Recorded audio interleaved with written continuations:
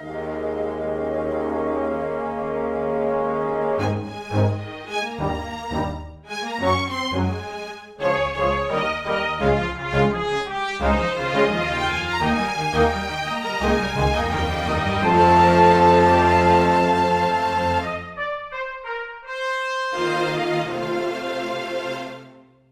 everyone, welcome to Weekly Manga Recap. It's June the 25th of 2025, and we decided to do something special for this last WMR recording of June and have the Wrath of God come down and nearly prevent us from recording and stuff. But then we did, it's back, and yay, we're talking about manga anyway. It's fine, it's all good. Nothing wrong at all. Hooray. They can't stop us. God, the weather during Pride Month. I'm like storming this bitch. I can control what I need to. I'm like, winds to the left, and then they go over there, and it's no longer an issue. That's to the left's problem.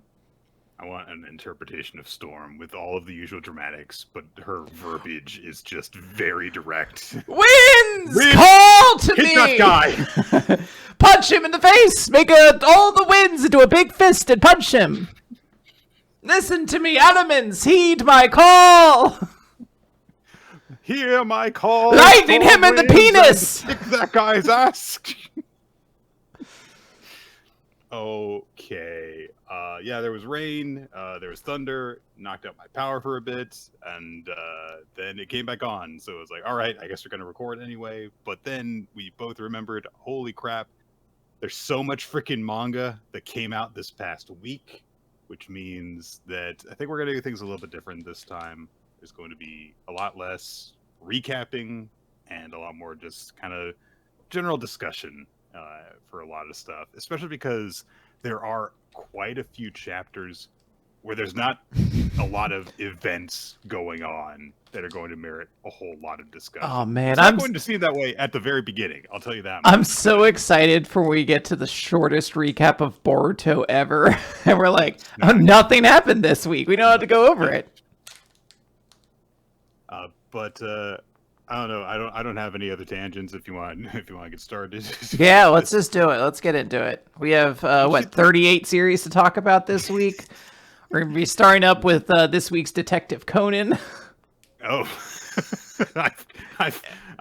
hang on, guys. Let me go and do 30 years of catch-up so that I have context for this. Amusingly, I realized this upon returning from my trip to Iowa. When I was there, me and my boyfriend were watching different anime. His friend was over. They just watch anime, and they'd run out of things to watch, so they were just looking for things.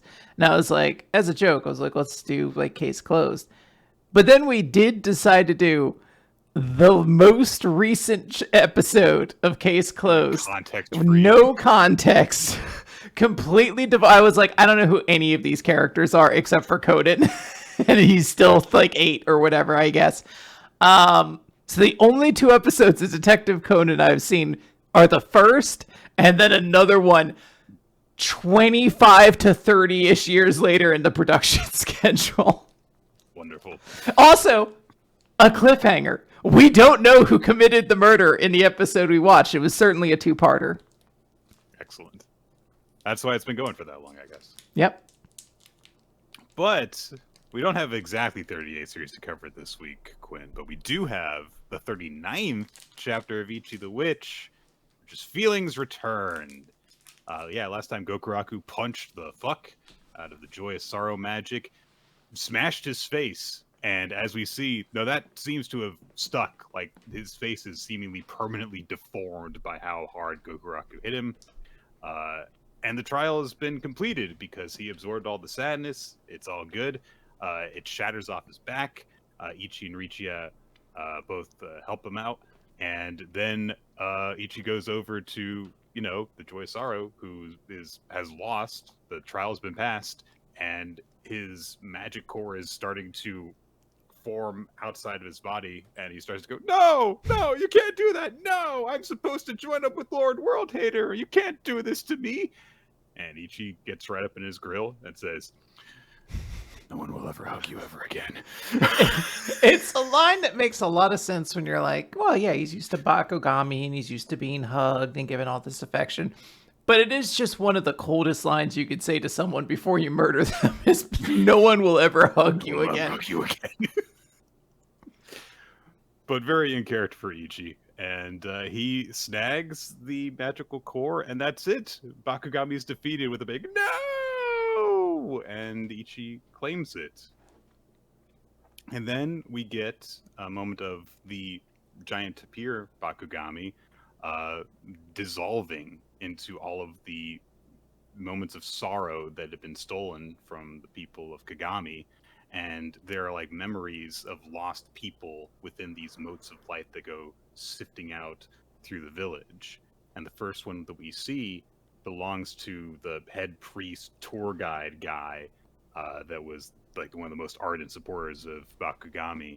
And he remembers his wife and child on their deathbed and being wished like, hey, we're going to wait for you in heaven, but when you come and join us, make sure you have lots of stories, but live your life. And he remembers that now, and his face is just a mess from the amount that he's crying after he is reunited with those memories, as are everyone's, as they all get their memories back. Mm-hmm. And of course, the last one we see is Richiya, who has a memory of her mother saying like, hey, I know you cry a lot, but you're a good girl, you're a dependable girl, so look after your little brother. I'll always love you. And Richiya is just hugging that memory tightly in her arms as she cries and remembers. And Gokuraku is watching his sister, and he's crying too. And he says, finally you get to cry. And they are reunited. They give each other a big hug, and they're all crying. And Ichi is in the background, and he's observing this moment between family members.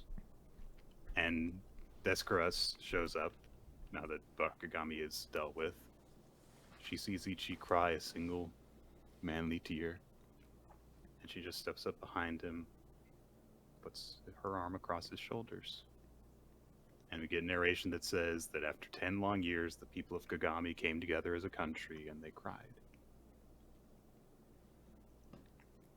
Yay! Turns out Ichi the Witch is good. You know what? It was one of those ones like, all right, well, let's see if it could stick its first real big landing. And it did. It did just stuck the most massive fucking landing it possibly could have. It actually landed on like a, it's like a treasure spot. Like when it landed, like it's incredible. Good for it. I don't know exactly what that's referencing, but okay. Yeah, like X on the, lands on like an X treasure. Gotcha. Like just a very lucky dismount. Like not lucky, just like incredible. Just like, wow, you landed like perfectly on this buried treasure. Also, on watching all the Olympics gymnastics. Oh wow, what a lucky landing! They just lucked into that perfect dismount. I watched who's the runner who always has the blue eyes white dragon? Miles Noah? Oh yeah, or something. Yeah. I can't remember his name, but I know you're talking about. Whatever. I watched him finish his race, and I was like, that was a lucky run. Yeah. When every sports really has been determined by luck, except for the 2008 Super Bowl, in which that game was purely skill. The New York Giants were just factually on paper the better team, and it showed that day. David Tyree had been perfecting that stick his third hand up through his helmet technique for years. You mean Hall of Fame snub David Tyree? Yeah, he deserved. Hall of Fame snub David Tyree. He has the stats to back it up, but it's politics. They won't put him in there. New York hero David Tyree. We can do that, I think. But anyways, this is a very, very good chapter.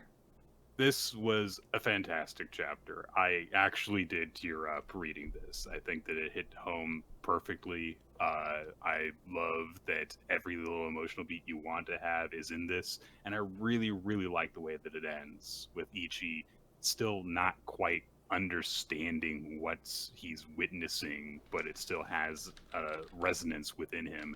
And Descaras, who is effectively his family now, understanding that and just kind of being there with him. And all really cool. And I look forward to seeing what the aftermath of all this is going to be. Gokuraku is, by the way, fucked up. One thing I didn't really mention is that he punched Bakugami so hard that it completely tore his arm off. His arm just exploded. Yes. So he might need some help putting himself back together. Presumably, he's going to probably join Ichi's group after this, but we'll see. It would make sense. He was told he would get an ally if he went here, and you know, I think he earned an ally. I guess technically, maybe the ally could also refer to the Joy of Sorrow magic, which Ichi now is in possession of, and I can't even comprehend what And Ichi our can do new with most that. valued ally. I fucking hate you all. I'm not gonna do anything for you. Fuck you. Oh well, that's not. That's unfortunate. Anyways, good chapter. Ichi the Witch, incredible series, and Blue Box. Why do they have a bunch of kids? Oh, those are just small versions of their friends. They're small versions of the cast, so it's Chinatsu and Taiki regular size, and they've got like little kid versions of all the. I don't like that. It makes me feel like they've like babyfied the rest of their friends. Okay. And then I'm disturbed by it. Oh, okay. Does Muppet Babies disturb you, Quinn? Muppet Babies would disturb me if Scooter and Skeeter were the only adults, and they were like, "Hey guys, we are your gods now." Scooter's like, "Oh well, we've still got to put the show on, everyone." And Skeeter was like, "Skateboards!" I guess we're just gonna violate child labor laws. I guess. It's not the worst thing Skeeter has done. Scooter, all right. Everyone's on the class trip. There is a member of the Batman Club that we get a little bit of attention on that I don't think ever saw before this moment, who like really just wants to get a girlfriend. So he tries to like be friendly with Hina and Ayame, and they're both like, fuck off. They just want to spend time with each other. They're seeing the sights. There's a moment where they see the 5-story pagoda temple, and then a bunch of guys on the Batman Club like form a tower in a very cute little moment. They see the Torii Gate. Ayame's taking pictures of stuff, and one of them is like, "Hey, you know, like, why don't you take a picture with us?" And she's like, "No, don't worry about it." Seemingly, again, still self-conscious about like not being too close to the guys because of what her boyfriend's friend said to her about being conscious of that. But she is convinced to take a picture when there are other girls present in it. Kyo notices that Ayame is kind of staring off into space, but she rushes off, and that's just kind of it. And then meanwhile, like Taiki sent a picture to Chinatsu, who is fine.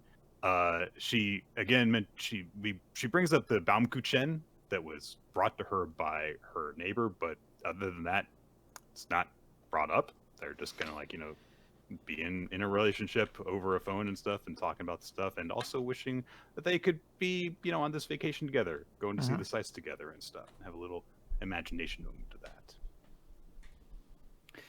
that.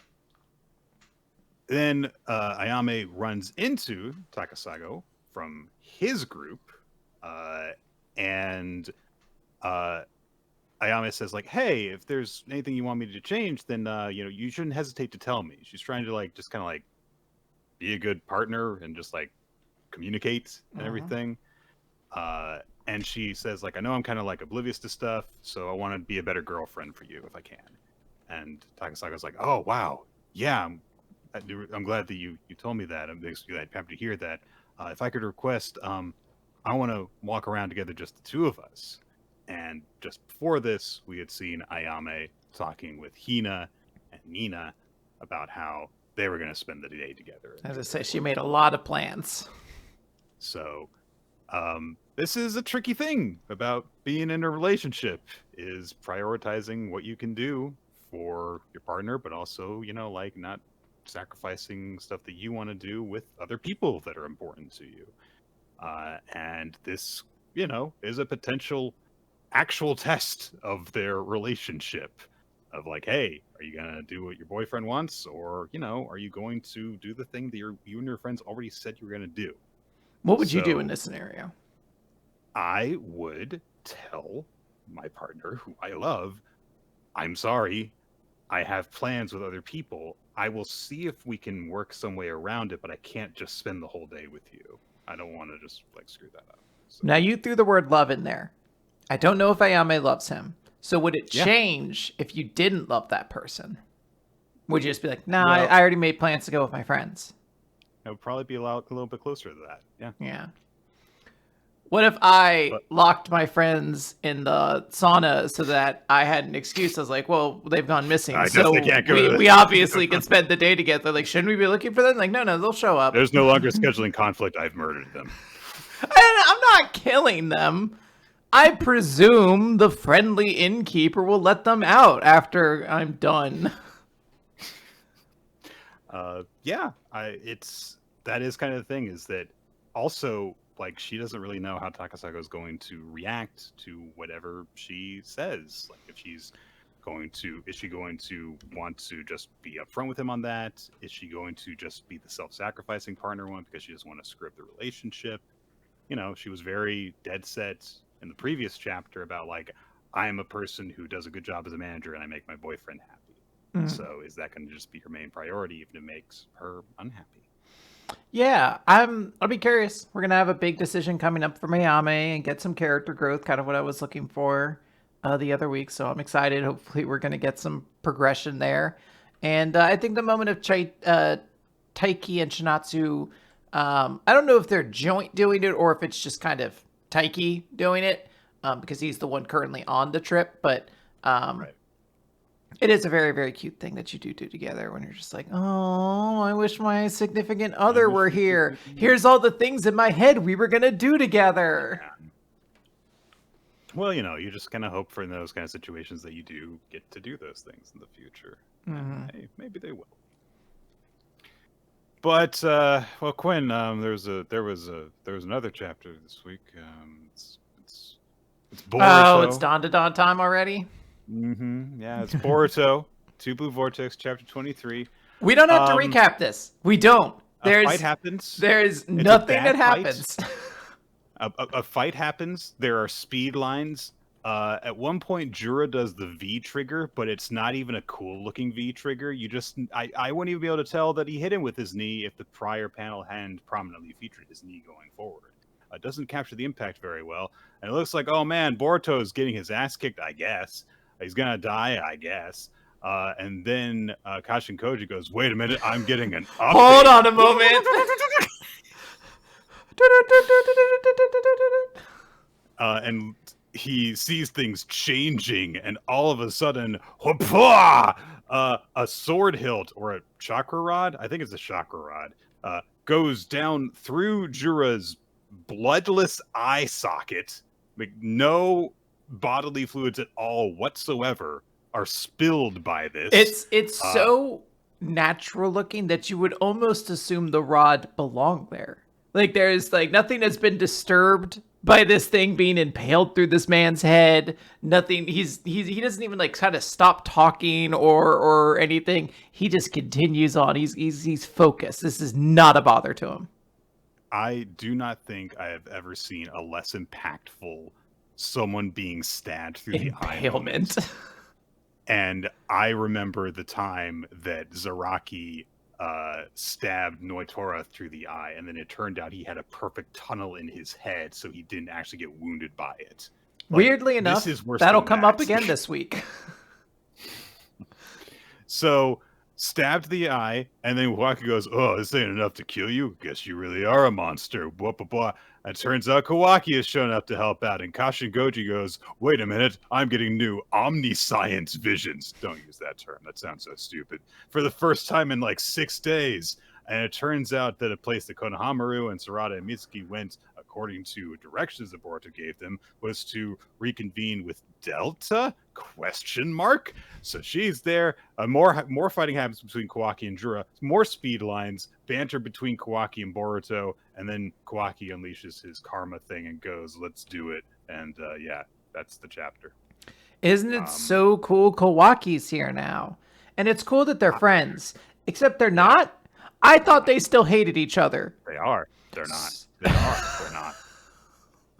This chapter. And look, I totally get the idea of, let bygones be bygones.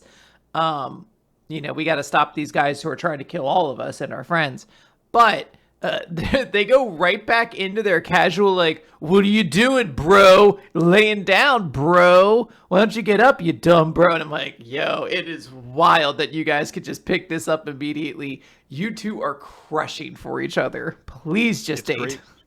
It's great when characters have unique interactions that only those two characters can have, and they aren't like any others. Just like unique qualities, like inside jokes that they have, and yeah, they sound like real characters that are fully fleshed out and have their own backstories and motivation. Look, I'll take this. I will take this over, like, the drudgery that is Kishimoto having to write, like, actual dramatic dialogue. I'll take him being like, all right, you dumb bro, you're the one who's late, jerk. That's whatever. As we read this chapter, we should remember that a 50-something-year-old is writing. What do the kids today say? They call each other dumb bro. Dumb bro. Oh my god. Okay. He's exactly 50 years old, it turns out. Okay. Wow. Dandadan. Yeah, Dandadan. Chapter 199. Clear skies after the storm, just like this podcast. So, hey, they beat the typhoon. Typhoon is completely kind of decided? No, what's the word? Dissipated? Yes, correct. Yeah, dissipated. And we get a brief flashback as Daiki looks upon this and is reminded when Zuma was like, hey, you can use this place, after they escaped Fairy Tail. Or Fairy Card, I think was its name. And he's like, look, just stay here. Don't worry about it. I'll set things right. I swear. And Daiki is very concerned because he's like, where's Zuma? Where did he go? And, oh gosh, I forgot his friend's name. Raika or something like that. Raya? I could not tell you. I know. He says Raya in this next page. So there we go. So yes, Raya. Raya says, I don't know, basically. And they're like, all right, take me to the cockpit. Go up there. And Daiki reveals that he knows how to pilot a plane. Sort of. His father was a very impressive pilot. And he let him use the flight simulators every so often. So he, kind of got to see his dad fly, has sort of done practice versions of it. And he immediately apologizes to Raya, saying, look, I'm so sorry. You're all such really good people, and I'm not. I was the bully in my class. And we get a flashback to him where he's like, my dad's a big pilot, so I'm going to be a pilot too, everybody. And everyone's like, wow, you're real cool and smart, Daiki. And then he looks up to the one kind of, loner in the class. He's like, what about you? You don't seem too skilled, so I guess you'll be a garbage collector or anything. And this poor sweet boy, who's the nicest person ever, is like, oh, I get to make the whole town clean? That sounds like a really good job, actually. Thank you. What an angel. So he bullied him in response. And he thought that everything that happened to him inside of the trunk was a sort of punishment he was receiving for it. He wasn't even able to go back to his home that he was so proud of, and he realized what a fool he is. And everything is really, really bad. It would be easier if he just gave up, but he really, really wants to apologize to the boy that he bullied. And that you and Zuma have taught me how to live like a person. That's the kind of person I'm going to be, so I'm going to do whatever it takes to help. So they charge into the front. Oh, poor Seiko. She's trying. I just want a nap, but there's so much text in this instruction manual. She has a giant instruction manual, and I'm going to be honest, guys. It doesn't look like she's even gotten to the start. It kind of looks like she might be in the glossary at this point, and she's fading. She's like, gotta keep my eyes open.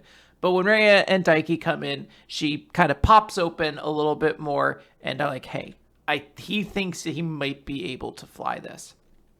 Cut over to the group on top of the Mongolian death worm. And they're like, wow, we did this, going really great. Unfortunately, we don't know where the plane is anymore.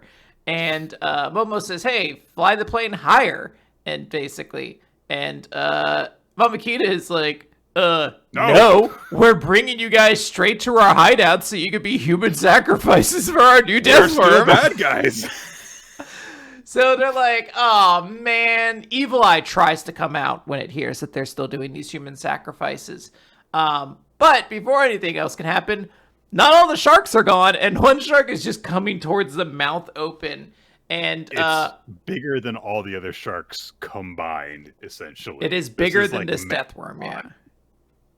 Yeah, this is an absurdly huge shark. So Momo calls for her team to jump, and they do. Evil Eye activates and is like, I'm going to kill every last one of you. So wait, her team jumps. Yes. That's, yeah. Everyone in her team jumps. The family got swallowed. Yeah, they're all inside. So Gigi, as the Evil Eye, kicks the shark really hard in the stomach and tells them to get on out of there. The shark goes flying, and everyone's kind of falling at this point. We'll, I guess, catch up with what's going on with the Kitas later inside of their shark. But they're falling at this point, and Zuma has already used both of his umbrellas. So Momo's going to have to use her power like a parachute to try to save everybody. Not sure if it's going to work, but hey, the plane's coming back. The plane, Nick. And Daiki is flying it. He does see them. And Vamola actually goes to help out and is like, hey, I can track them, basically. They are right here. Head out to that location. It's great. She's still stuck in the hole in the plane. She's still lodged in there in the full size of her suit. I don't know if this is supposed to be a mystery of how she figured out their location or if they just don't realize she has this technology. But Momo uses her power, grabs onto the plane, and hey, it looks like our heroes are going to make it out of this one okay. Yeah, what a sight to end on, with the plane stuffed full of sharks and Momo having to use her powers in order to grab onto it. What a crazy sequence that all was. The fact that we don't even end on the climax of like, oh yeah, we destroyed a human typhoon by freezing, blasting it with sharks and then going down to its eye and hitting the water. No. A giant shark almost ate them after that. They had to catch a moving plane. So, yeah. Never a dull moment. I look forward to seeing where we go with like the plot developments now that the big action set is done. It was a really cool action set, though. Yeah, I definitely agree. Good times. All right, Quinn, it's time to say goodbye to Embers. Wait, the name. That's not right. We've got Spy Family. And Kaiju number 8. And Kaiju. It's time to almost say goodbye to Kaiju number 8. That's why I got confused for when I was like, Nick, I believe there's at least another chapter of Kaiju number 8. Yeah, it's chapter 128. Batum! Kafka destroyed the core. Wait, was that the name of the chapter? No, there is no chapter. Oh, no chapter. I got really excited that this chapter was named after that manga about bombs we read like a decade ago or some point. So Kafka hit the core of the Marriagetoxin Kaiju. It's defeated. They even like get some analysis saying it's like, oh my god, there's no longer any vital readings. It's destroyed. And hey, that little girl that was cheering on Mr. Kaiju is there celebrating with her mom, and she's really happy. So therefore, everything was worth it. Good for her. Mina takes her helmet off, but then she looks down and realizes that Kafka is prone and is not moving, and his form is starting to fade and dissipate. And Kafka can feel the grudge spirits fading. He understands that this was their purpose, and so they're done now. But he's kind of okay with this. He's like, I did everything I could thanks to these guys, and I managed to keep my promise. And he remembers when he and Mina were squaring off against the number 9 form before. But he also, thinks about all of his friends and teammates. Well, I mean, like, some members of his squad get a shout out, but only the guys, really. It is very funny. It's like, here's all my friends, here's a couple of the extras, and the rest, and those guys. So, like, there's, like, a level beyond even, like, those guys that you could sometimes get included in. Nice of Haruichi and Aoi to be elevated from and the rest. They managed to get a little bit more money in their contracts. He also does, however, specifically recall the guys at Monster Sweeper, which is a nice little inclusion. He shuts his eyes and thinks that it's like, okay, the rest is up to you guys. Is ready to pass the things on. But then Captain General Shinomiya appears before him. This is all inside his mental landscape and says, I'm not letting that happen. And he says, like, yeah, this is my last thank you to you. Humans have faced a lot of huge catastrophes, but every time we've come back, we've learned, we've refined and forged an even stronger world, and we'll overcome this as well. We will rebuild. And so I'm giving you a mission to help rebuild and continue to face new threats. And so Kafka's like, I'm sorry, but I turned my heart into a kaiju core, and I don't know if I can stay. And so the Director General says, face me. And he just, double fist punches him right in the gut and says, take it. I don't need it anymore. Watch over everyone and Kikoru. And back in the real world, the Marriagetoxin Kaiju's form is fading. Kafka's body is falling through the air. Is it in the gut that he punches him, or does he punch him in the heart? He punched him in the heart. Okay. But, I wanted to make sure, because I was like... that lower fist is in the gut.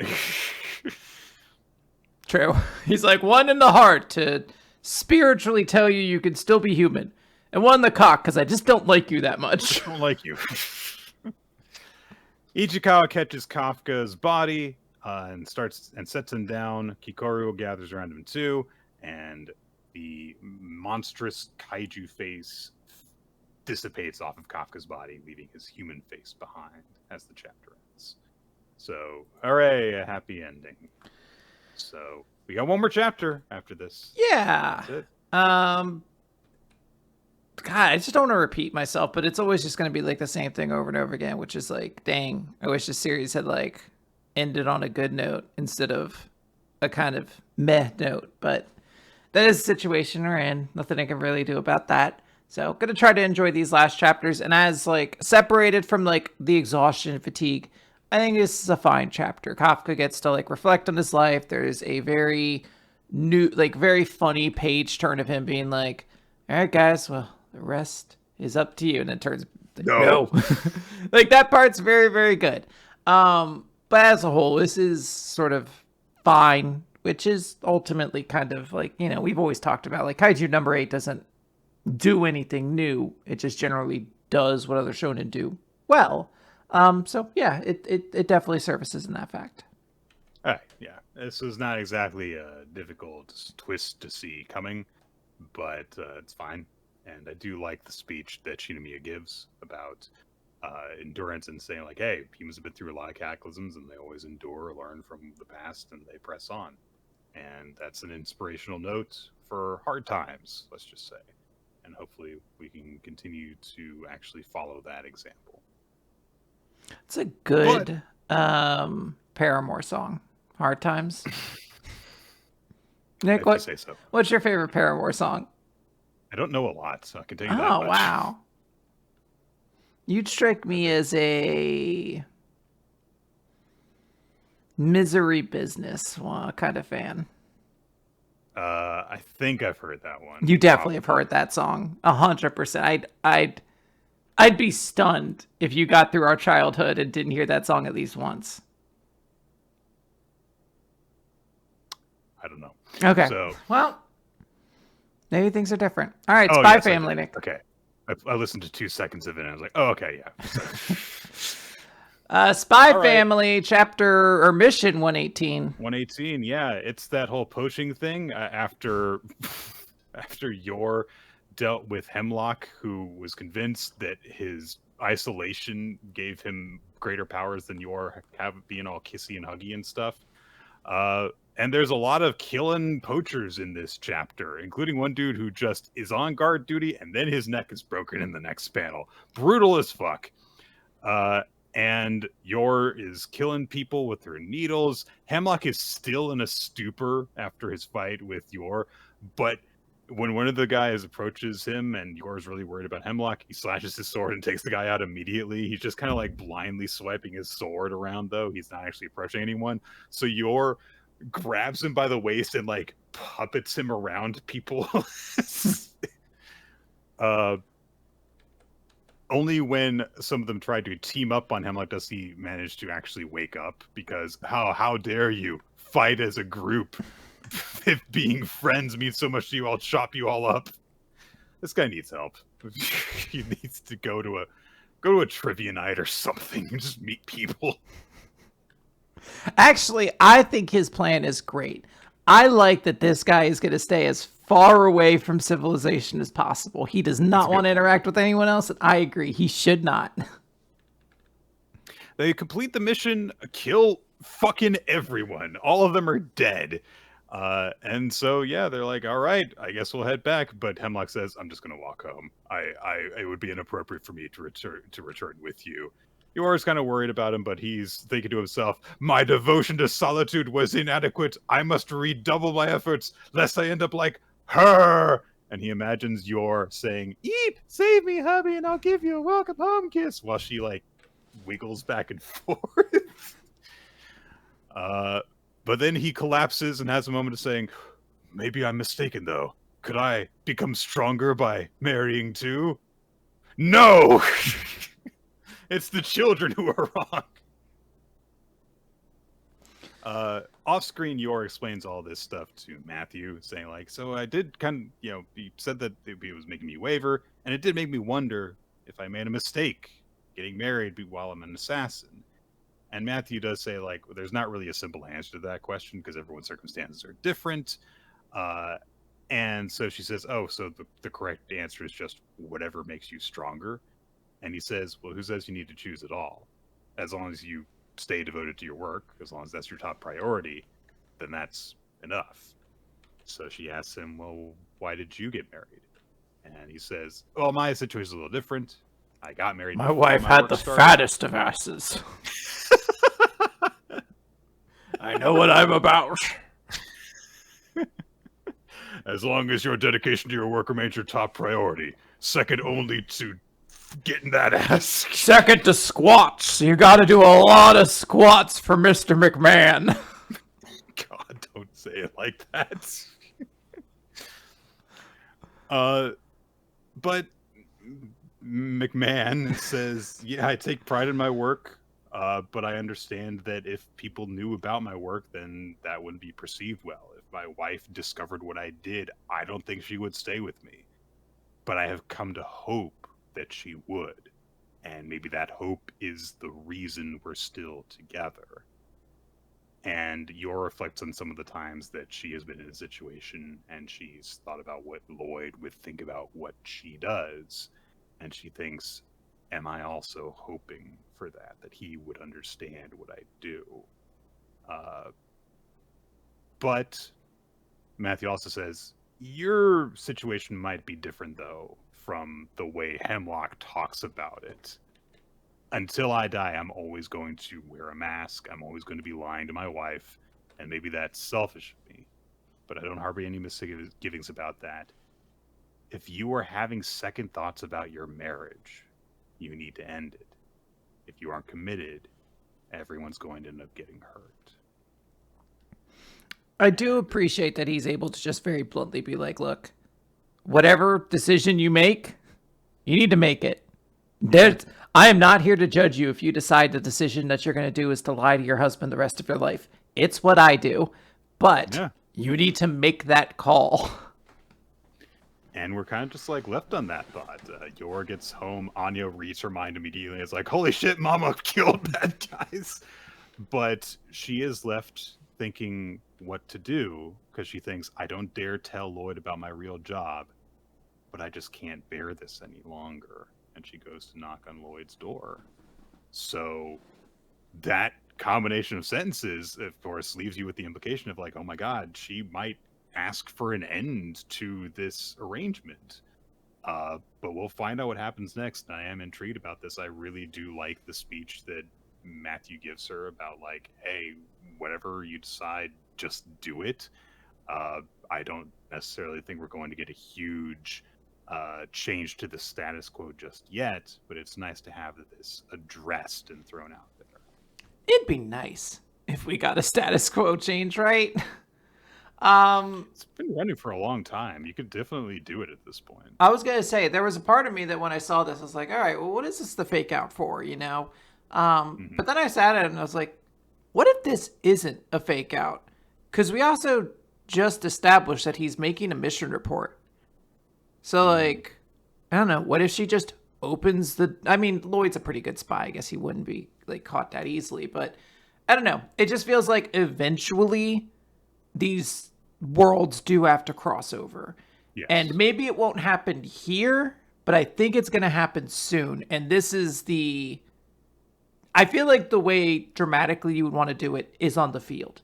There's some mission where the gardeners or wherever they're called are sent out and Lloyd's also there or something along those lines. Like they run into each other in the field. I feel like this is a good setup before that happens, where there's like an opportunity for both of them to maybe come clean about their lives that they don't do, and then it'll happen on the field or something like that. Well, if also Eerie Gray's right. Her fucking arm is jacked up. How do you explain that? They don't sleep in the same room. She's gonna wear long sleeves around the house until it heals. Oh, but this is like magic spy shit. Can he look and be like, her arm gate is 2 inches smaller than it usually is. Perhaps something's been going on. That's why Lloyd hasn't noticed yours ass. Is that he just doesn't pay attention to her body. He doesn't actually know. He's like he gets like to the waist and he's just like, no more. Static. It's just missing no. It's just like fucking distorted data. Yeah. All right. Now Embers. Remember the name. It's the final chapter of the series, Embers. Yeah. Kosei ends up winning the game against Kurabayashi. That score that it was after they do. Haitani got the header in, the score remains at that. And so Kosei wins. Yukizuki is really, really, really happy. She's celebrating with Bakyu, who says, like, yeah, that was just the semifinals. We don't know we're going to nationals yet. But hey, that happens, and Haitani is getting congratulations, but he's gone immediately. He goes to have a one-on-one with the coach again, and just completely ducks out of the team celebration because this is still his top priority. There's a cute moment where the coach is just like, "Oh, I'm hardly a worthy opponent for you." And, sneaks a gotcha, bitch. You thought you could try to just play an old man without there being shenanigans.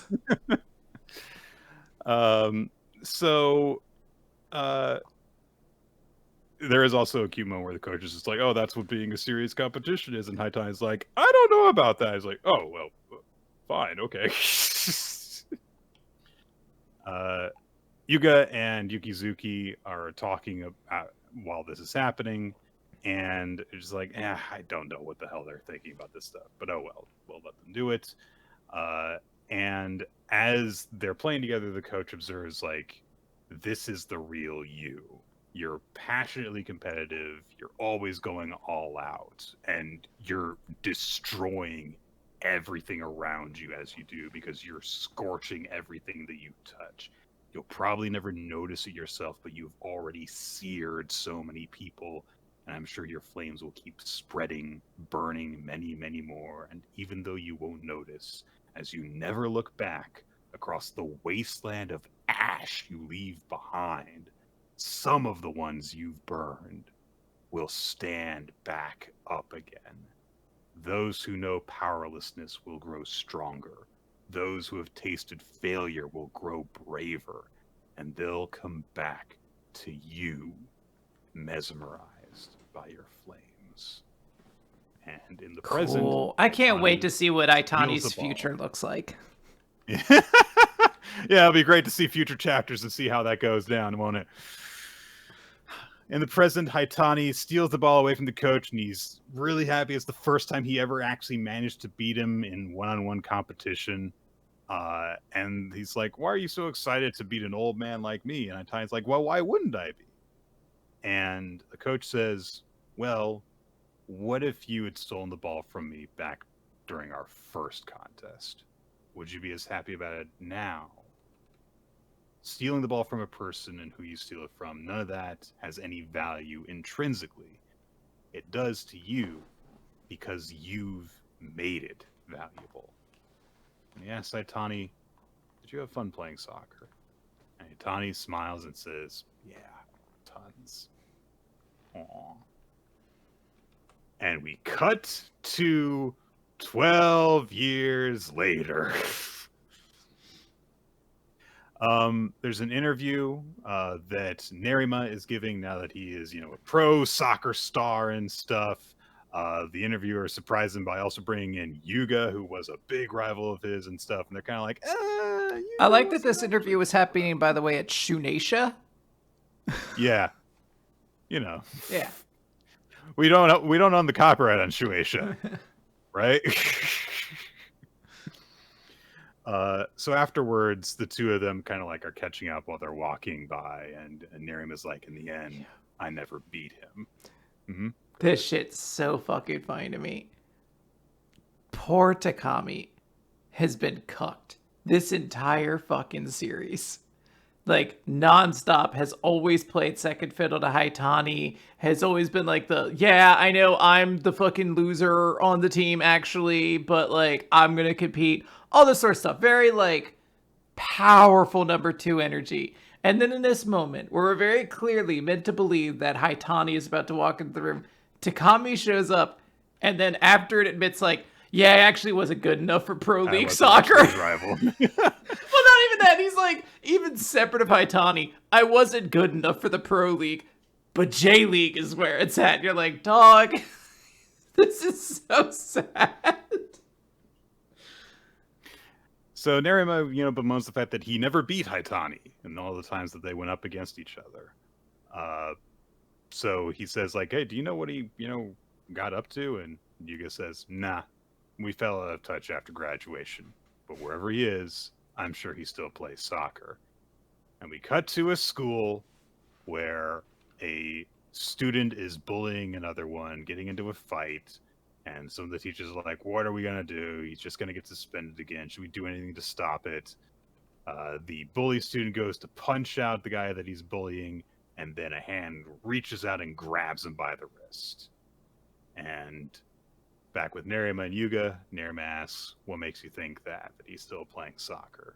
And Yuga says, 2 of us may be the only ones still on the field, but there are more ways to stay involved than that. So I bet somewhere, in some way. And of course, we pull back, and the teacher who has stopped the bully is Haitani, who no longer dyes his hair. He's got a big dorky comb over and glasses, but those fangs are absolutely his. And he challenged them like, hey, if I win, no more brawling in school. So, I like that. I like the poetic, ending of the series. So, yeah, this sounds like something that would have been really, really cool if Embers had multiple months, maybe even in this, wondrous world, years, to build up to this conclusion. As it is, this does feel very abruptly out of nowhere, because, like, we are at the end of what would be his most famous to date soccer match of his life. It is the one he won. It is the one he beat against, like, the defending champs. Like, very, very significant game. And it's not even the finals of that tournament. We know he plays at least another match, presumably plays another 2 years of soccer, because he says that they lost touch after high school. But we don't get to see any of that. We just abruptly move to him having retired completely from it and decided a career in education is the best. And I support that. I think that's awesome. But it is a very weird juxtaposition of, like, everyone will be mesmerized by your frames, Haitani. Unless you, decide you don't want to do soccer, in which case, I guess, I'm glad you got these 3 years. What you don't know is that he's got a lighter in his pocket and he burns the students that he beats at soccer. Whoa, that's pretty cool. We need a new Freddy Krueger, and this one less problematic, so I'm all for it. Yeah, Embers was fun. It's tough to feel sad because it lasted so little time and felt like it was on its way out very quickly, to be honest. Yeah. Only 20 chapters sucks. Again, like, it's one of those ones you're like, fucking, how many chapters of Astro Royale did I read? More than 20. More than double that. Yeah. So, surely things are going to go much better for the next sports series you read in Jump, Nick. Harukaze Mound, Chapter 2, To New Ground. Hey, it's the rest of Chapter 1 that we were supposed to get. You know, the conversation between the brothers where they're like, oh yeah, I've decided I'm gonna go to Hojutsu and I'm gonna beat you, and they have a big dramatic face-off and stuff. Wouldn't this have been a cool conclusion to Chapter 1? Like, I'm not saying that Chapter 1 was bad, but it really did feel like this was what it should have ended on. Definitely needed this conversation. Look, I think that it's very important for new series to hit you as hard as they can with the look at what we're gonna do. And this is that moment of look what we're gonna do. And I don't know, it feels like it's just really poorly placed. I don't agree with this decision. It's very interesting too, because like when you think about it, you're like, what is Harukaze Mound about? And you're like, well, it's about a left-handed pitcher who forms a battery with like a bunch of like weird kids or whatever. And you're like, well, like the first thing it brings up is that it's about twins. So you would assume that they would be the focal point. But as you said, like this conversation doesn't happen in the first chapter. It made a ton of sense if it would have, but they put it in the second one in kind of a weird, abrupt way where like last chapter was like, hey, he's going to join this new school. Hold on a second. He has to have this conversation with his brother. And now let's see all the wacky new characters he's going to interact with. It's like, okay.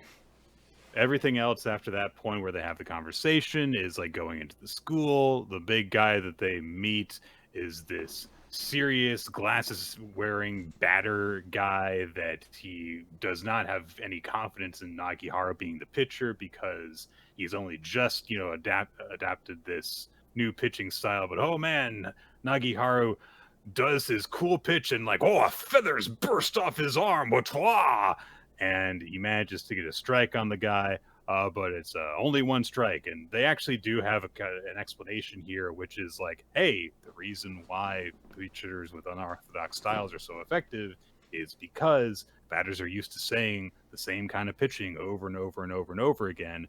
The most dangerous pitch in the world is not like the fastest fastball or the curviest curveball or whatever. It's the pitch that they've never seen before. And that's why Nagihara was such a good talent for us. But that's basically the chapter that we get.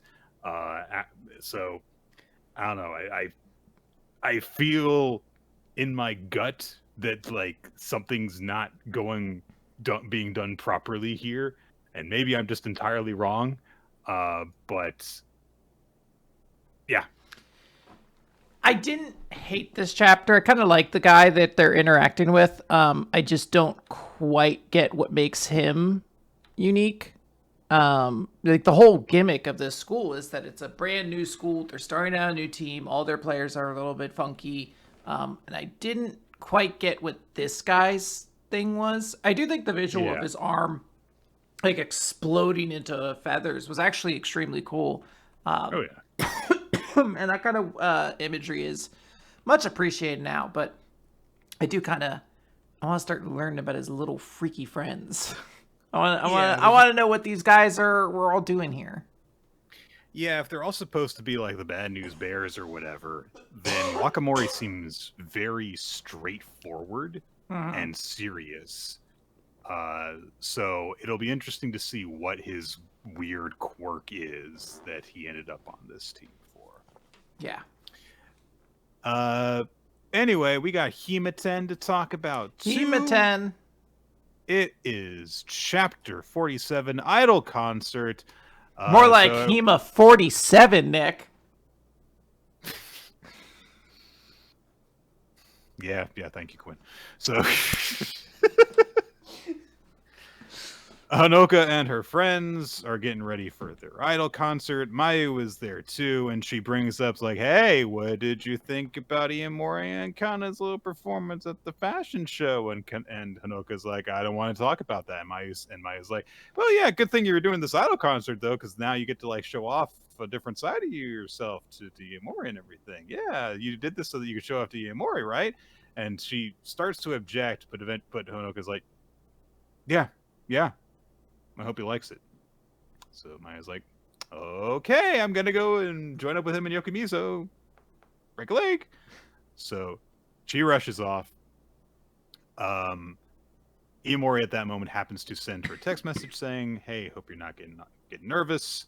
And Hanoka recalls their conversation before she decided to do the idol concert, where he kind of was like, "Oh, I think it would be really cute if you did that." And so she's like, "Yeah, okay." And so she's ready to go.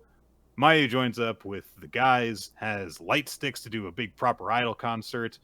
Hanoka takes the stage, and she's in her idol outfit, and they've got long, flowy skirts, Yep. and they're ready to practice. They do their introduction for their song, which is called Inner Pocket Romance. And wouldn't you fucking know it, the lyrics just so happen to be about having a crush on a guy and keeping your feelings secret, but still wanting him to notice you. Wouldn't you know? Who could believe it? Well, Hanoka chose the song, so it makes perfect sense, actually, why that would be the case. Hanoka clearly is kind of struggling a bit because she, again, is not a very good singer, but she's trying really, really hard, and Iomori is very charmed by that. And she is doing all the other elements, really well. She winks into the crowd, and Iomori is like, ooh, blushes. Himari is also there, and she's like, oh man, they're all so adorable. I wonder what Iomori thinks about this girl. Come on, you gotta hold it together. You gotta hold it together. You can't let everything that he is thinking about define your life. You need to just ask him out. Like, come on. Yeah. After the concert, Mayu brings the guys over to, congratulate Hanoka, and then immediately Yokomizo and Mayu speed off like Sonic the Hedgehog. They go. Iomori says that Hanoka did a really good job. She looked really cute. He congratulates her on all the practice paying off, and says, "You looked like a real idol. Like, you put everything you had into it. You did a great job. Thank you for showing me that side of you," which is really nice. Hanoka, of course, is also conscious of everything that Iomori's got going on in his life, about how, he's way closer to Kana and Himari, so she kind of like starts talking down about herself, about how cute they are and everything. But she says, I haven't told anyone this, but in middle school, I actually passed the application screening to be in an idol group. My mom applied for it, and as soon as I found out about it, I turned it down. And Iomori is like, yeah, it kind of sounds like something your mom would do. Just like say like, oh, she's cute, she'd be great for this, without considering your feelings. But she says, back then and right now, the problem is that I can never be an idol because I have a crush on someone. And we get a big full page spread of her confessing that to Iomori. Of course, she hasn't said that it's him, but wouldn't you know it, at that moment, as she reveals that, Himari happens to be right around the corner, and she can hear the conversation. So, a moment of tension and a cliffhanger. So much drama and excitement. Look, it's not bad. We've kind of gone through this arc, giving each of the three major girls, a little bit of focus. This is Hanoka's, and we gotta do something dramatic. So yeah, she's gonna say she has a crush on somebody. Interestingly, I feel like nothing will come of this, which is perhaps the most infuriating part of it, because on paper, this relationship is like advanced very far. He straight up told her he thought she was cute. And like, I really thought they were going to play it like, oh, the train went by, she couldn't hear it. They've shown she definitely heard him call her cute and like responded to it. So like, really doesn't feel like too many things should be on the table at this point, but teenagers, drama, all that sort of stuff. In a way, it definitely kind of feels like if Himari and Kana weren't around, then maybe they would have actually started dating by this point. Because a big part of why she's not being more direct is because she thinks herself inadequate compared to the two of them. That's very true. Ultra the Flame, Chapter 7, Crimson Sword. Negative, Nick. We have a new series to talk about. Okay. Kaedegami. Oh, god damn it, I put that around in the wrong order. I'm bad at this. Kaedegami. If we had more time, I would go into more depth in this, because there's like a lot of things that do kind of happen in this one chapter, which is the chapter title is A Normal Family. The short version is that this is, a Monster Slayer kind of series. It's got a bit of Demon Slayer in there, and its theme seems to be China, like Chinese mythology in terms of like the names that we get, the locations, and everything. And there are these monsters called Shengwai, which abduct and eat people, and they're all these horrible monster things. And so our main character is a guy named Ko, who seemingly lives on his own. He's got a bit of a very similar to how Ichi was in terms of like, oh, everyone in the village gets along with him, but he lives off by himself. Asterisk, no, he doesn't. There's a woman named Chia who lives with him, and she's constantly wearing this demonic mask because she is, a monster. She is a Shengwai who has been caring for him since he was a kid and was abandoned by his family. And he was like convinced, like, oh, I'll just wait for my dad here. And she was like, nah, you've been abandoned. But she says, like, all those things that you value as a human aren't valuable to myself and beings like me. And so at first he thinks she's going to eat him, but instead she kind of just raised him. We get a little collage of like them spending time together, growing closer. And then in the present, there is a moment where he's like, I've never seen her without her mask off. Tries to take a look under it while she's napping. No! She wakes up and bats him away after we see, honestly, a really creepy visual of like just a bleeding edge of her face. Yep. Ko reflects again on like, what's going on. Well, we don't need to be like a normal family, but what is all this? He wants to know what the hell's going on. Next day he's in the village. A girl shows up and is like, oh my god, there was a creepy monster that had heads hanging off of it everywhere and it's gonna kill us all and stuff. And she's assured it's okay, there's a whole mountain in between us. Ko goes to check on Chiyo because he's worried about her. And of course, when he gets to their home, the monster is there. It's very creepy. It's got a lot of faces, around its neck, like a necklace. Including, I believe, the girl from the very start of the chapter as well. From the very start of the chapter. Yeah, the girl gets killed at the very beginning. Oh, at the very beginning. I assume that's the one with the actual hair in the front. Right. Yeah, the blonde hair in the middle, yes. So the monster reveals, like, because it knows about Chiyo, reveals like, oh, you must be its thrall, but it hasn't possessed you yet. Yeah, obviously, didn't you know? And so it turns out, Chiyo was going to use Ko as just a thrall because she needs to possess him because she lost all of her strength. The monster knocks Chiyo's mask away and reveals that there's just a hole in her head there instead. And that not only is she a Shengwai, she's the god Shengwai who lost its body, the god of war itself.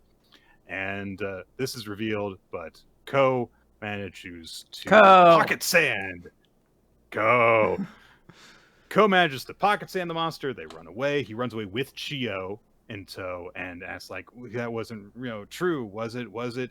And in the way that all beings do, Chiyo grabs his hand and just presses it into her boob, you do. But his hand goes through her form like it's liquid, essentially. And she reveals, like, I'm empty, I'm hollow. I don't have anything. There's no substance to me. I can't eat, I can't fight, I can't do anything. I took you in, and yes, I was planning to just use you as my vessel, but then you became too dear to me. I can't do that anymore. So we need to part ways here because I need to go slay that creature. And he's like, well, why do you need to do that? And she says, because one of the faces he has is mine, and I need it back. So Ko is like, so you mean if we defeat that guy, then I'll be able to actually see your face? And Chiyo's like, yes. And so Ko says, all right then, possess me. Do it. I'll be your vessel even if it costs me my life. Let me save you this time. He says, like, I understand that you were planning on doing that, but regardless of what your intentions were, you did save me. So Chiyo agrees. She does this long chant after taking her mask off, and her like face hole is bleeding as she does it. And the monster shows up and is like, "What the hell? Where did he go?" As Ko emerges from the ground, he's got a sword and a dark cloak and stuff now. Slashes at the monster, and the monster's like, "Wait, what the fuck? You let it possess you? What the hell?" And Ko's like, "Give it back." Cuts the monster's head off and grabs Chiyo's head, which is the only of Chiyo's face, which is a bandaged lump that the monster's been carrying with it. And that's it. He falls unconscious after doing so, wakes up, realizes that there is like a mark on his arm, and then Chiyo appears before him with her face. And she's got heterochromia, wouldn't you know it? And there is a cool shot of her when her face is first revealed, like the sun is shining out from behind her. Sure. And they don't say anything. She smiles at him, and they hug. And they're just really happy. And so he's like, this is the first time they've seen each other face to face. And Chiyo still doesn't have the rest of herself, because she mentioned like they took everything, not just her face. So she says, if we're going to reclaim everything, it's going to be very difficult, but I have hope I may succeed, because now I have you. And that's where the chapter ends. What'd you feel about this series, Nick? It's kind of tricky, because I feel as though we've seen this kind of series so many times. But I will say this.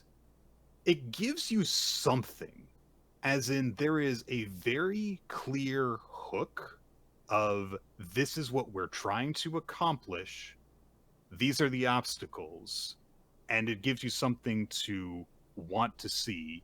And I do think that the relationship shown between Ko and Chiyo, while very simple and straightforward, there is something to it. Mm. So I don't like it on its face, but when I look deeper, I do see the stuff that can definitely work about it, if that makes sense. Okay. It's very fair. I didn't hate this series. I didn't particularly care super strongly one way or the other.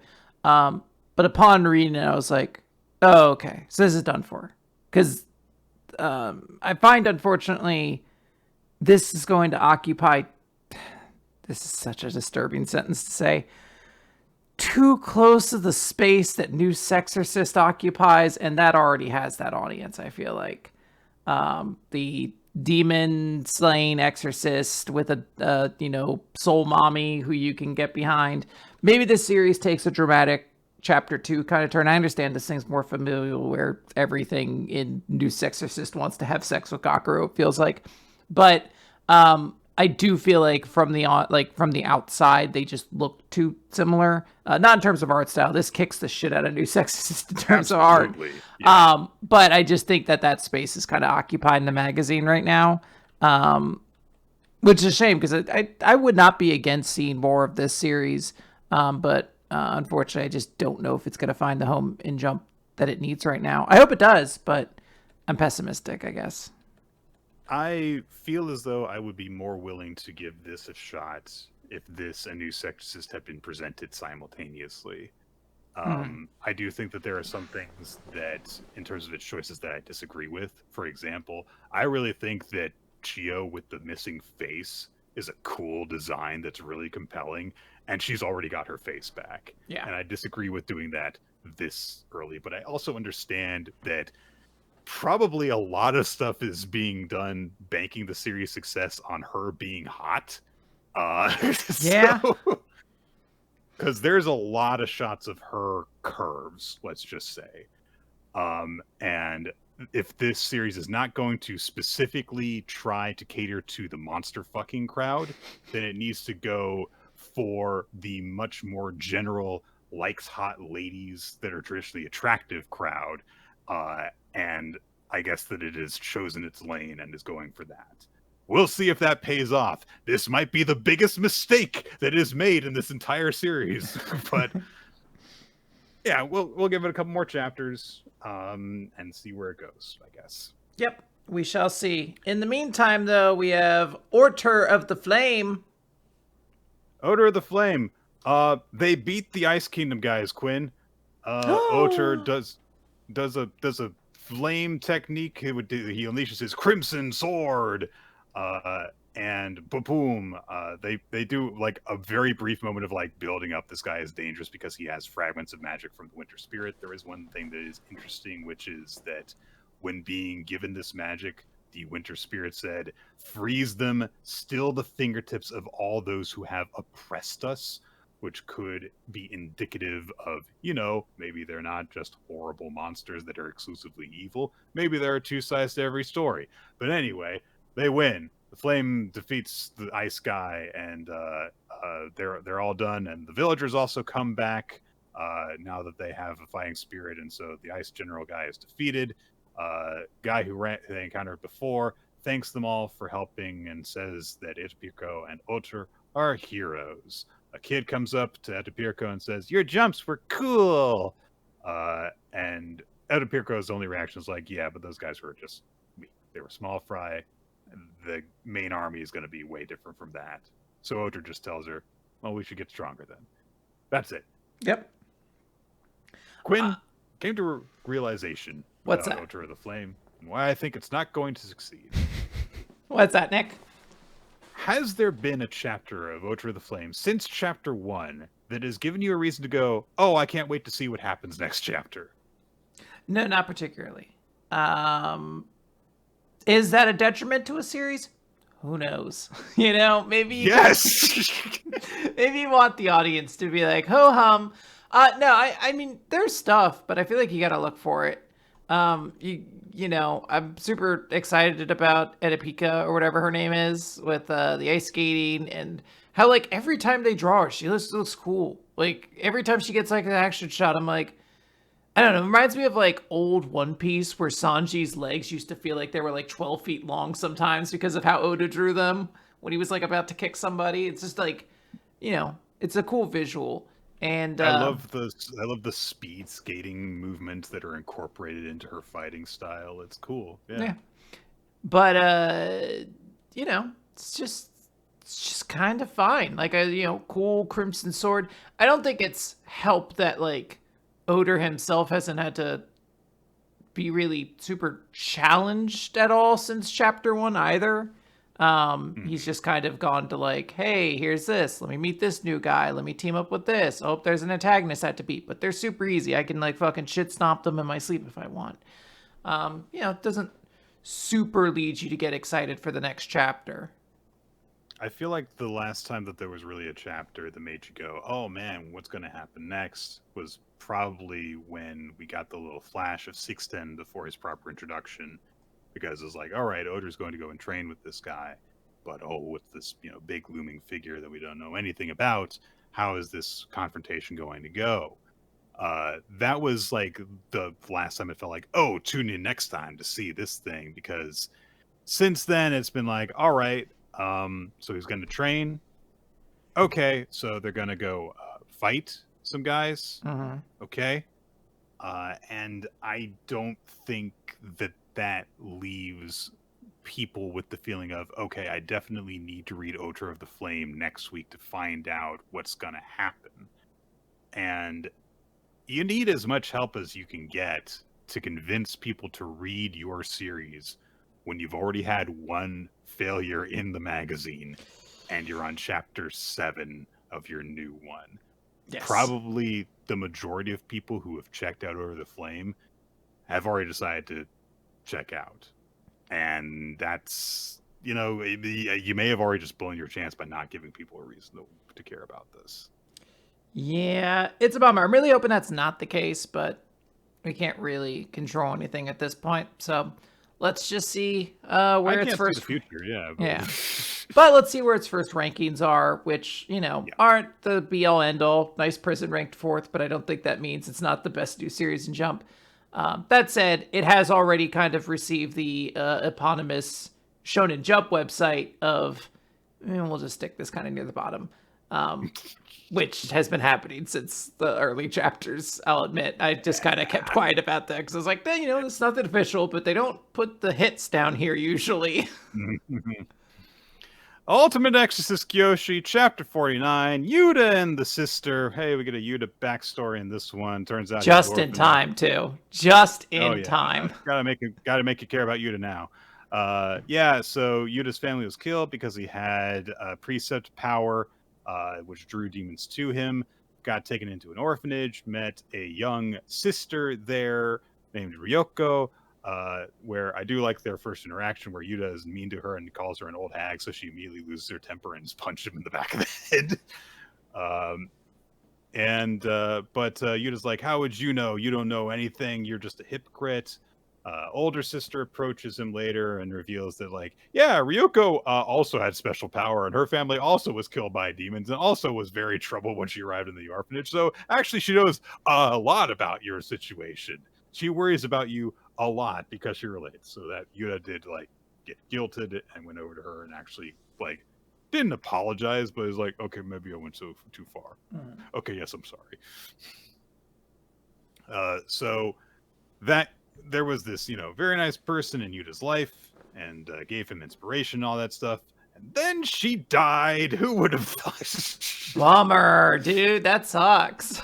Yuta went off to go and join the Exorcist squad, ends up coming, getting news later on about he sees the news later and is like, man, there's all these awful people in the world though. I don't know if these guys are actually worth, saving.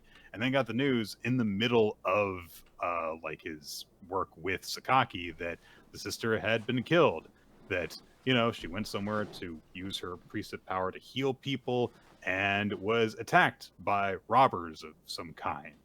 And, Yuta was just like, humans are trash. They suck. Understandable reaction. And he never came back. Seemingly murdered the guy that was suspected to have killed the sister Ryoko and just never came back. In the present, Sakaki says, look, the sister wouldn't have wanted this for you. And he was like, what do you know? This world sucks. She's already gone. I don't have a home to go back to. I don't need your sympathy. Saying the same thing that he said to Ryoko back when he was a kid. High Stakes freaks out because the wicked gate technique is corrupting his body. He's no longer the Yuta you knew. He's a Gear 4 Luffy. Oh no! He's a demon combo now. Yeah, he's got black arms and he's all muscular. His hockey. He's also heartless because he has a keyhole in his chest now. Heartless don't have that, but I can't see a keyhole without thinking Kingdom Hearts. Understandable. Sakaki is like, all right, cut his arm off. It comes back. All right. He punches Sakaki, who manages to just block it. Blocks again, and High Stakes is like, you've got only 20 seconds left on this technique. You're going to need a 4, 5, 6 if you want to. You've got to actually kill Yuta, or you're not going to be able to stop him. And that's the note we leave on, is that Yuta is rampaging. Sakaki's in a dire situation. What's he going to do? See, that's what I'm talking about, Quinn. We end the chapter on a moment of, oh no, what's going to happen next? I better read next week to find out. Sure. Look, I think it's fine. I think it's good that we got a Yuta flashback. I think putting it at the end of the Yuta fight is a strange move. Is this supposed to be a character I'm going to care about going forward? Is Yuta a major character in this series now? Or is this just hey, we introduced this dude and we need to give him something? Also, his backstory's kind of boring. It's very generic. A person I like died. Also, society, which could be a cool thing, but he's not fun and interesting. He's just an angsty little twerp. So it's not a particularly compelling combination of them. I know technically the fight's not over, but it's fucking over. It'll be cool to see what Sakaki does here. But I do think that this was a missed opportunity to turn this fight into something actually compelling. I'm just kind of a little bit bummed that we didn't really get anything about Yuta until the very end.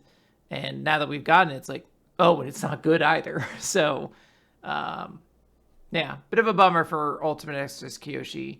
But surely our next chapter will... It is very Baby's first evil former co-worker shonen fight. Yeah, I mean, look, I feel bad, but Nue Sexorcist is doing this thing and running laps around you. Like, it's not good, but, like, at least their former used to study underneath you, but now has no longer doing that and has actually turned evil characters.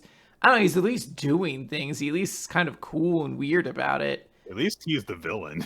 Yeah. The arc. I was like, I don't even think, like, you're like, what, the sixth most important person in this fight on your side? He's one of the goons that's working for the antagonist, yeah. Yeah. We don't have an actual chapter of Marriagetoxin this week. It's it's a profile on Kirito. And there are some little bits here and there. It's, kind of the typical thing of like, hey, images that were already in Marriagetoxin before, along with some factoids about the character in question. The thing that I found most amusing was that there is, a look at what Kirito's day is like, and it's just the entire circle is tempering. That's all that he does the entire time, 24 hours. And there's a shot of Kirito going, only tempering matters. That's, I think, the most straightforward. There is also, however, one thing I did find very interesting, which was there is a full timeline of Nabe and Kirito. So, like, when Nabe was born, and then, like, when she met Gaku, when she, was fighting with Kazuya. So giving you an actual, like, sense of the scale of time when everything was happening. And revealing Kirito is 18. Oh, that's right. He is like a little kid. Yep. Yeah, makes sense. It's weird. He doesn't seem like he's that young, but I guess the suit kind of ages him up. Yeah, and the hair. So. All right. Marriagetoxin done. Nue Sexorcist, chapter 103, sparring with the captain. Gakuro spars with the captain, the one who showed up at in the last chapter. So Gakuro tries to use some of his techniques, and she doesn't let him. She just like attacks his spirit thingies when they're summoned, and then punches him with them. And there is one where he does briefly get an opening, but she just beats him. And that's it. And Nue declares that in 3 days, Gakuro will win. So we're doing this again, where he's completely outclassed by his training partner, and he's going to get stronger. Really this quickly. Blew my mind. Because we're already in this. She made that same promise to the Hyo. She was like, hey, yes. When you come back, he's going to... Like, this shit, she just does this all day. Like, if Gakuro goes to get a coffee, and they're like, sorry, we're at a French decaf, Nue will show up and be like... In 2 days, he's going to be even stronger than you fucking realize, and you're going to have that exact coffee waiting for him. I was going to go at the store anyway. It's like usually shipments come at the end of the day, but yeah, whatever, dog. Come to think of it, though, only Gakuro drinks the caffeinated variety, so yeah, if I beat that little dipshit's ass, then we're not going to spend the budget on it anymore. Yo, can you imagine that if every place was like, all right, we're going to put this on the menu, but if we can beat you in a physical fight, we do legally get the option to take it off and not have to... Taking your favorites away. And, like, you just see McDonald's, you get to a McDonald's that's, like, just a cheeseburger. It's the only thing on there. They're like, we whooped so many... Like, Brock Lesnar serving at the counter, and he's like, here's your cheeseburger. And you're like, damn. I only like cheeseburgers. Fuck you. This makes sense. Oh man, I want this character. Like, this character's like, I'll only put stuff on the menu if somebody beats me while I'm trying to get it. And if you want their dish, you're good. But if you want something else, we're gonna square up. Yeah, if you want substitution, I don't like learning new recipes. Fuck you. If you want a substitution, you have to conquer me in Mortal Kombat first. You mean I have to kill you? Yes. It's gonna really make this difficult for getting the meal that I want. Anyway, there was already a time limit on Gakuro because of, the ice crystal in his heart, which is going to stab him in 3 days. But yeah, I guess it's important that we reestablish a time limit. It's so mind-numbing. I think it doesn't stop. Like, how many fucking Masharka dolls or whatever the fuck, the little Russian dolls, are we gonna have to... Yoshka. Yeah, are we gonna have to open up to then reveal, like, another layer of a fucking Nue gambit going on? Meanwhile, all of the love interests are looking after the baby spirit thing and are failing. And then Gakuro gets back to them, and the little spirit goes to Gakuro and says, "Da da." And Sujita is like, "Oh, call me mommy, come on." And the little baby spirit instead flying headbutts her. Anyway, let's cut from that to Suo and Gakuro going to give her a bath. Mm-hmm. Just no transition. Just Nue says, "Give the baby a bath." Yep. So they do that. So they go in, and Gakuro's like, "Well, they've got a pool here, so we can borrow swimsuits and get in the bath together." And Suo's like, "Oh, wow. Okay. That's kind of bold of you, but sure." So she goes off and comes back, and she's got a sexy bikini on. And there is a totally unnecessary joke that's like, Nue's like, "I made sure this was the only swimsuit that she had." It's like, you didn't need to do that. Whatever. Well, how else would you need to do it? Because you need to explain why she's nervous wearing a sexy swimsuit, Nick. Because that's what makes women sexy, is when they don't look comfortable in the clothes they're wearing. So Suo calls Gakuro a pervert because he says, "Oh, you look beautiful." Like, honestly, like the most neutral compliment he could have given her. In fairness, she calls him a perv in, like, I don't feel like it's meant to come across like an angry defense way. mechanism. Yeah, it's not like she's like, "You're a pervert," and then slaps him. She's just like, "Ew, perv." You know? In a way, it's almost toying. It's almost casual. This is the depths that this series has driven me to, Quinn, is that I'm actually wishing for the harem thing of the girl getting embarrassed and slapping the protagonist, because then at least they would, give him the treatment he deserves, which is to be hurt. Anyway, they get in the bath, and Gakuro is thinking about the time that he was a real weirdo the last time that they were sharing a bath, when they were doing the training together where they had to, cohabit. But Suo's the nervous one this time, and Gakuro's like, "You're not nervous about this, right? Like, you said that I was like being a baby when I was nervous about it." Suo's like, "Fuck you!" And it just looked hot. So she gets in the bath together, and they're in this tub where, of course, their legs are constantly brushing against each other and go, "Da, da, da," and they're like having foot wars, I guess. Then the water is drained because the baby drinks it all. And then Gakuro's like, "Wow, you really like slid over really close, didn't you?" And she's like, No, I didn't." And then because the baby drank all the water, it sneezes and destroys the bathroom that they're in. I sometimes why did the baby drink? Going crazy when I read this manga. What? Because the synapses don't connect, Quinn. They don't connect. One thought doesn't follow the next. And I have to say these things like, they're having sexy times in the bath, and then the baby drinks all the bath water, and then Suo gets embarrassed, but then the baby, because it drank the bath water, sneezes and destroys the bathroom!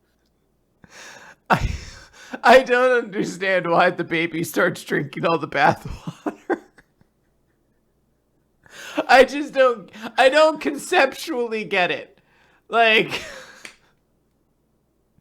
do babies drink bathwater a lot? It's been a long time since I've been a baby, so I don't remember. That's why you gotta throw out the baby with the bathwater, so they'll have something to drink. That does make a lot of sense. Yeah, there's, anyways, there's still more of this stupid chapter left, actually.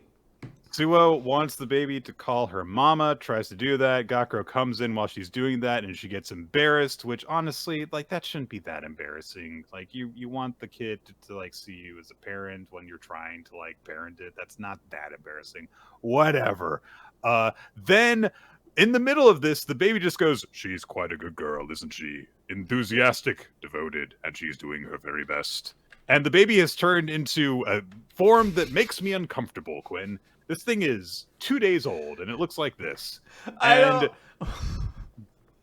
I love is it doesn't even have a visual resemblance of the baby. No. Like, it doesn't even look like the baby. So when you turn the page and Gakuro, because you can see, baby, Gakuro's like, hey, Suo! Then turns and looks at the baby again, and you pick the perfect voice for it, where it's just really unnerving.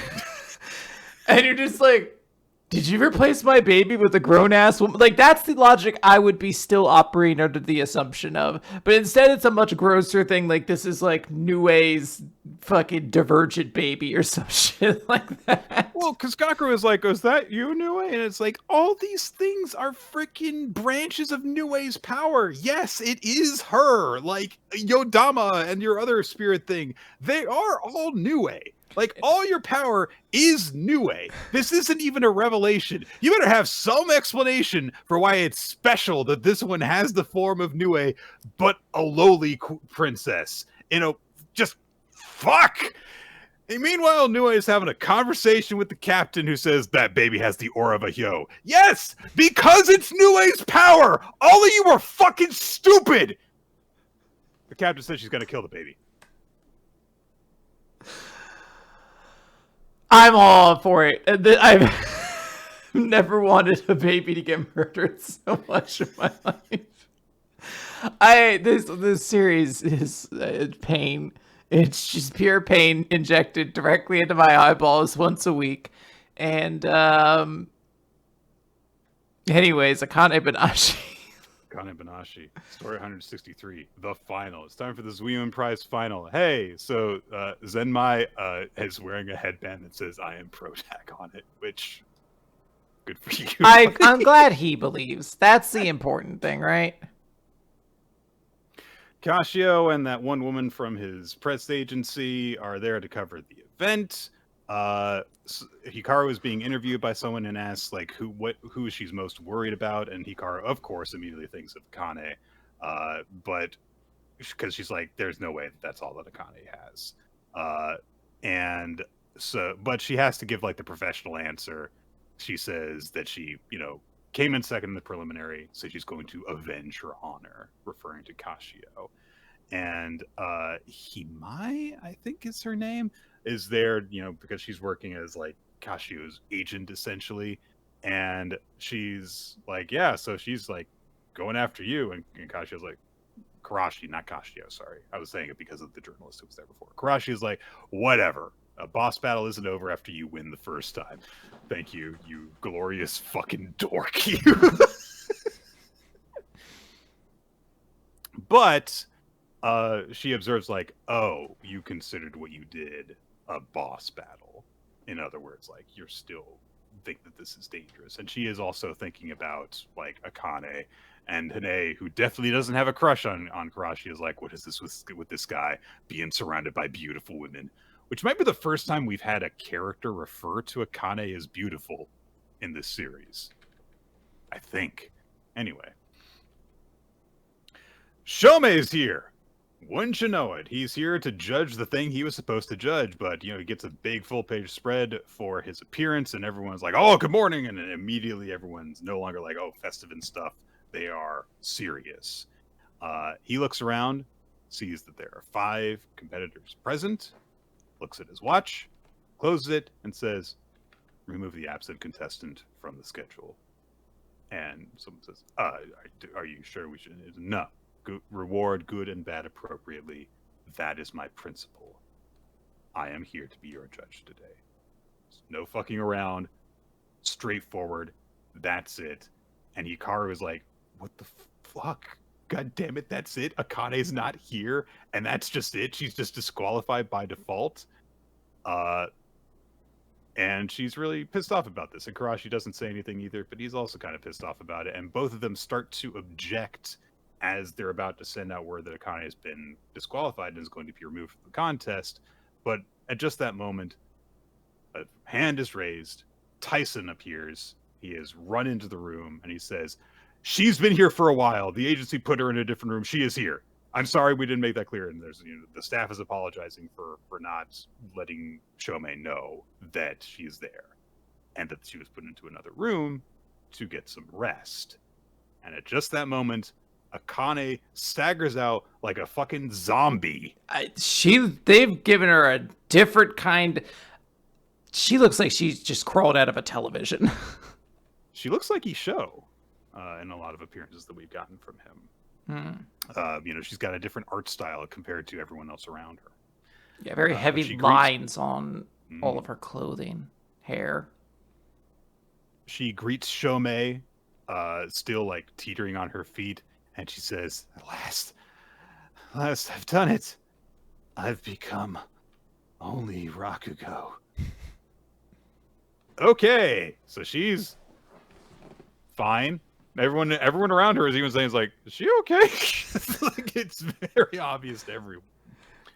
But Karashi is observing her and remembers what Chocho said, which is that within the utterly illogical and unfair world of the arts, slowly grinding away at the problem ain't necessarily gonna get you ahead.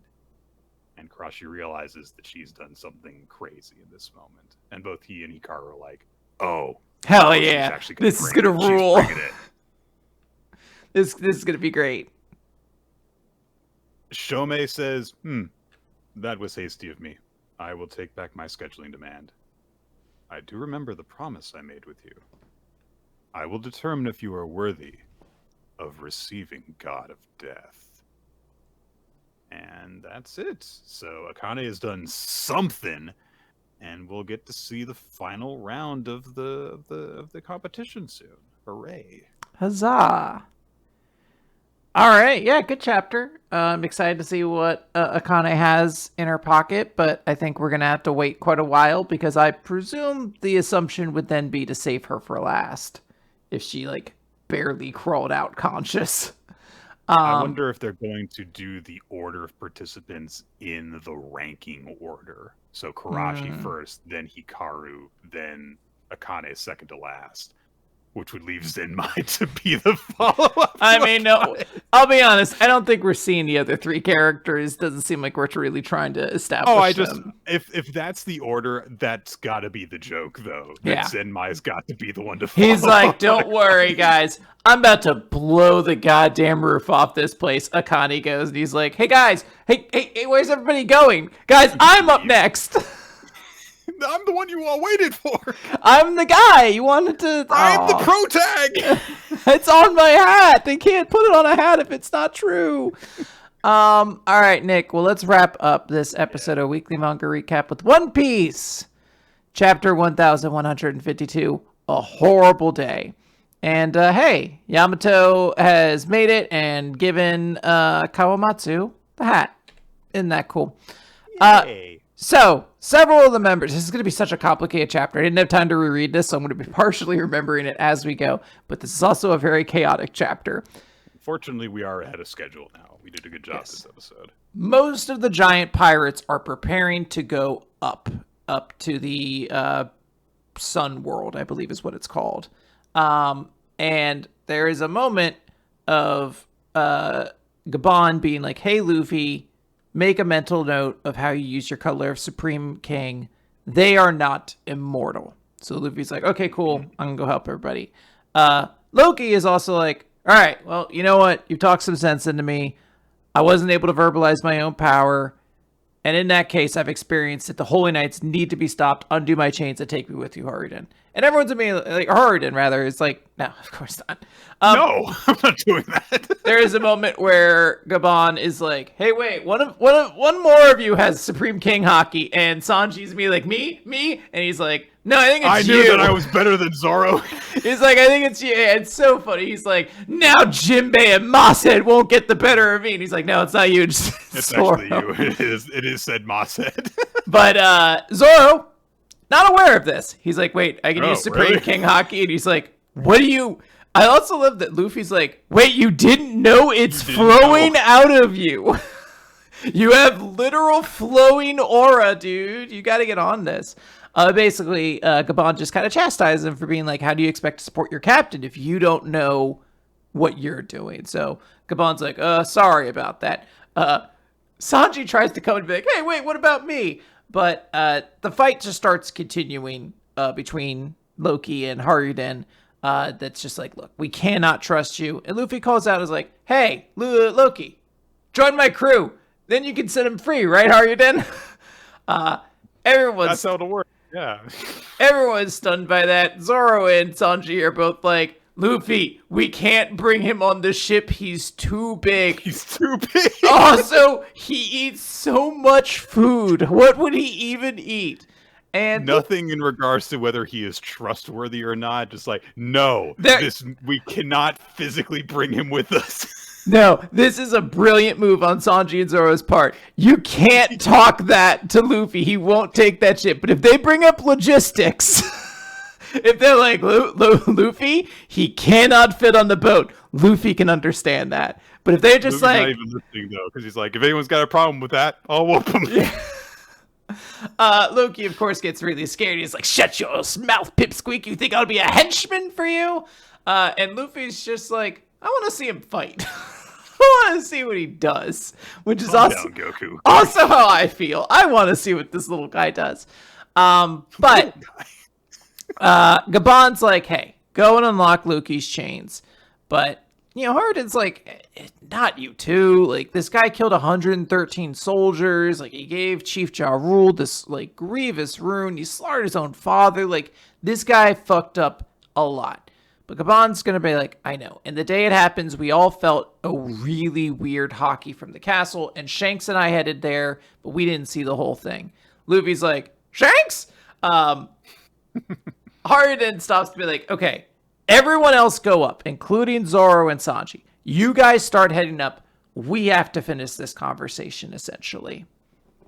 So we start getting a little bit of the flashback as Harden demands Loki relive the events of that day. So we get our proper flashback 14 years ago. Loki and Harden are being called forth in front of the king and are having a conversation. Loki's kind of being, a little mischievous, but not like antagonistic. Like someone's like, oh, the king's doing something. Loki just kind of kicks him in the face and then him into the door to kick the room open.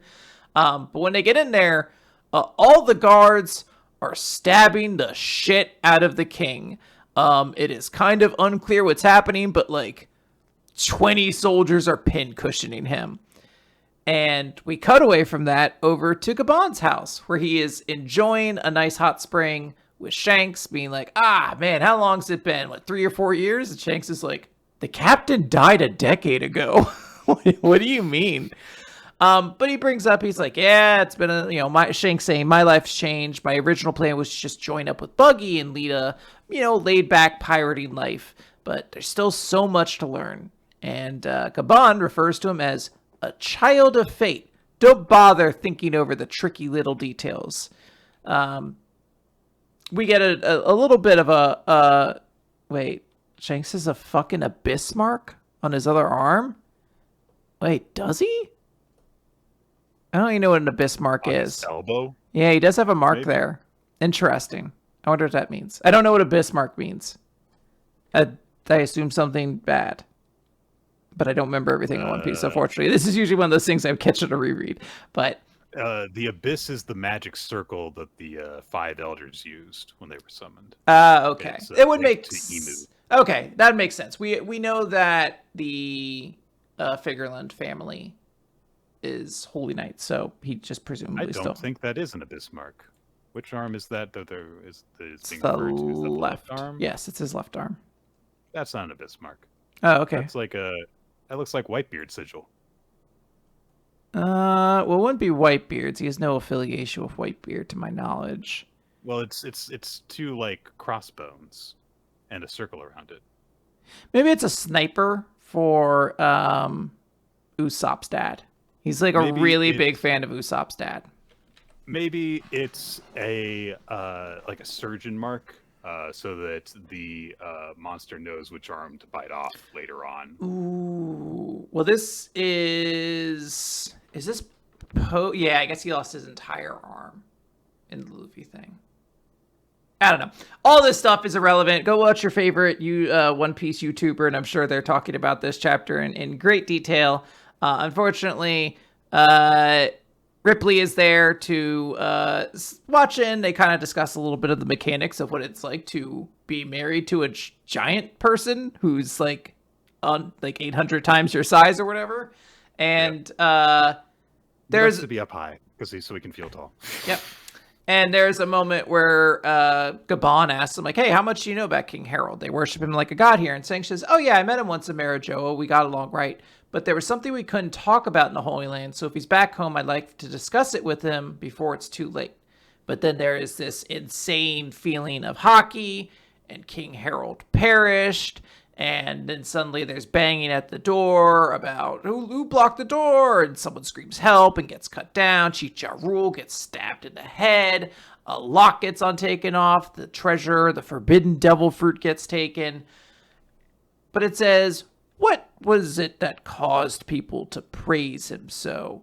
For that, we must go back in time to 109 years before the present, when the question of what is the most frightening thing on the sea would elicit a unanimous answer. The giant pirate crew were the most widely feared figures of the day. And at the same time, the royal ship from the land of the giants only enhanced the fear of the world felt towards Elbath.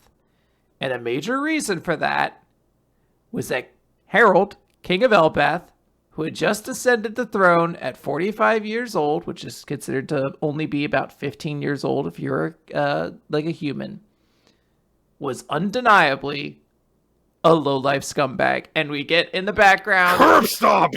We get Harold telling one of his crewmates, like, oh, I hear there's a beautiful princess in the castle. Go look. And the one giant goes in to look, and then Harold gets behind him and just kicks him in the face into the castle, destroying it. And he's like, who's your god now? Hey, it seems like a real dickhead. We knew this was coming. There was so much like weirdness to the way King Harold was described. I was like, this guy's not without some flaws, I assume.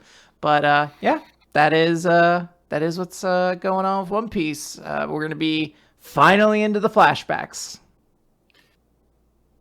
Yeah, I kind of don't care about this guy, Quinn. I don't really give a shit what kind of person King Harold was, honestly. There's like stuff going on in the present, but I don't know. I don't have that sense of like investment in the historical context of this and why certain events happen. I don't know. I feel like I'm just now getting to this realization involving this mystery of what actually happened and everything. I was like, I don't really care. I just kind of want to know. That's fair. See them kick ass. So. I think the main impetus for me is obviously whatever happened with Harold that day is a big thing for Loki, and Loki's going to be a major character. So I imagine we need to know more about Harold to know why whatever happened to Harold that day was so important to Loki. Yeah. And I imagine we're going to get a little bit of a flashback first and then do it. We are going to have to sit through a Harold flashback, it seems, though, at least for a little bit. So let's see which woman changes him, Nick. Let's see which nice woman he meets that completely upends his life and then probably dies tragically, changing his feelings on the world forever. Admittedly, that didn't happen with Odin. No? Like he got married, but that was not the big thing that affected him. No. His wife just had to get teleported into the future or something. Right. I can't remember what happened to his wife, unfortunately. Close enough. That's going to do it for the manga this week, though. What was your favorite chapter, Quinn? And who was your MVP? Favorite chapter is an easy slam dunk. It was Ichi the Witch. That chapter ruled. We're going to put 4 hands on that and put it through the basket. Yeah, everyone works together. We get it in there. Fortunately, the audience didn't agree with that, I don't think. Actually, no, they did. It was just more competitive. But yeah, Ichi the Witch, honestly, I think I'm just going to give it to Ichi because for character week, just because no one will ever hug you again. The line, no one will ever hug you again. Can I just give it to the line, no one will ever hug you again? That line is so good. And to be fair, I didn't feel like there was a ton of competition this week. No one else really stood out as much as Ichi did in that moment. Yeah, I get what you're saying. I really do hate doubling up on chapters, though. So I think that I am going to go with Matthew McMahon and Spy Family for that conversation that he had with Yor regarding her what she's got to do with her marriage. I really liked the approach that he took, which was to be, just kind of straight up and honest. And it was nice to have that in a series where so much of it is based around, characters lying. Yeah. But there were some good chapters this week, but a lot of stuff was just like, I'm glad that we kind of had to get through so much this week to not linger on a bunch of it. Yeah. The audience, by the way, as we mentioned, Ichi the Witch chapter of the week, and Ed Apirko from, I assume based on the signal there, OnlyFans made it to character of the week. So good for Ed Apirko. Oh, Odor of the Flames. That makes more sense. What? We all use Ninja has like a little code for every series and OF, and I was like, what is OF? OnlyFans? It makes more sense when it's Odor of the Flame somehow. All right, guys, that's gonna do it for Weekly Manga Recap. We'll be back, I believe, next week with more manga. So stay tuned on that. We will be going live from twitch.tv/RoloT again. Sometime starting around 7:30 Eastern to stay updated on exactly what's going on. If we need to update stuff on the fly like we did today, you can follow us on social media. There's the Weekly Manga Recap BlueSky account, and also your hosts are RoloT and Nick F. Time. And there is WMR Votes as well, which is maintained by Ninja X3i. If you want to vote for your favorite series and your MVP of the week as well, to get that added onto the Google Doc. The Google Doc can be found through the Discord channel. It's got all sorts of helpful information about the show, stuff we've covered in the past, stuff that we might talk about in the future if you want to name or add an additional vote onto a recommendation for us to cover in the future. Right now, we're currently working on the manga adaptation of Neon Genesis Evangelion, so that'll hopefully be coming relatively soon. We also have a YouTube channel, youtube.com/weekly manga recap for the video version of the show, which is also got a opening sequence by Malajack Stillitz and Wensleydale Cheddar, and occasionally has title card artwork done by Steve Man, whose artwork you can check out all across the internet by just searching for Steve Man Art. If you just want the audio version of the show, we are on weeklymangarecap.podbean.com. We are on Spotify and all those podcast feed kind of places if you have a preference on one of those. And we have, if you want more Weekly Manga Recap, Patreon. Patreon.com/Weekly Manga Recap, where we do bonus episodes if you want to help financially support the show. For $5, you get access to all sorts of bonus stuff that we've done. Yes. All right. That is going to do it for Weekly Manga Recap this week. Hope everybody enjoyed themselves. I hope everybody here had a great time. We'll catch you guys on the next episode of Weekly Manga Recap, where we're probably not going to be covering Neon Genesis Evangelion yet. But we may. So stay tuned. Definitely make sure to see it. So you can find out if we did. Yeah.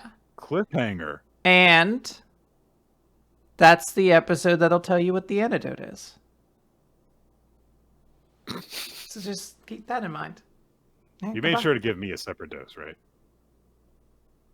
I gotta go, everybody.